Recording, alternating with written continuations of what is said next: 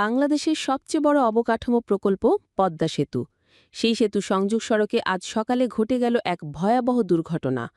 মুন্সিগঞ্জ এলাকায় ৫টি গাড়ির মধ্যে সংঘর্ষ, আরেকটি বাস নিয়ন্ত্রণ হারিয়ে ডিভাইডার পেরিয়ে উল্টো লেনে উঠে যায়। কিভাবে ঘটল এ ঘটনা, কে বা কারা দায়ী? আসুন জানি বিস্তারিত। ঘটনাটি ঘটে সকাল প্রায় ৮টা নাগাদ। ঢাকা থেকে বরিশালের উদ্দেশ্যে ছেড়ে যাওয়া একটি দ্রুতগামী বাস হঠাৎই নিয়ন্ত্রণ হারিয়ে ফেলে। যাত্রীদের ভাষ্য অনুযায়ী চালক হয়তো ঘুমিয়ে পড়েছিলেন অথবা ব্রেক ফেল করেছিল। বাসটি প্রথমে একটি ট্রাককে ধাক্কা দেয়।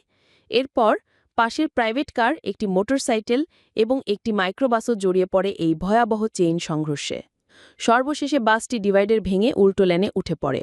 এটা আরও বড় দুর্ঘটনার সম্ভাবনা তৈরি করলেও সৌভাগ্যবশত তখন উল্টো পথে গাড়ির সংখ্যা ছিল কম, ফলে প্রাণহানির সংখ্যা বাড়েনি।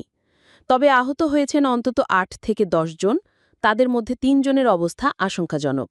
একজন প্রত্যক্ষদর্শী জানান, আমরা হঠাৎই বিকট শব্দ শুনি, ফিরে দেখি ধোঁয়ার কুণ্ডলী আর গাড়ির ভাঙাচোরা অংশ ছড়িয়ে ছিটিয়ে আছে।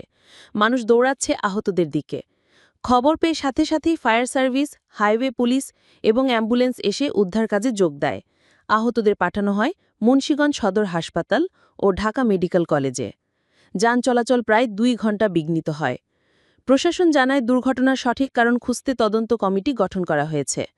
বাসটির কিটনিস সনদ, চালকের লাইসেন্স এবং সড়কে নিরাপত্তা ব্যবস্থার খতিয়ান যাচাই করা হচ্ছে।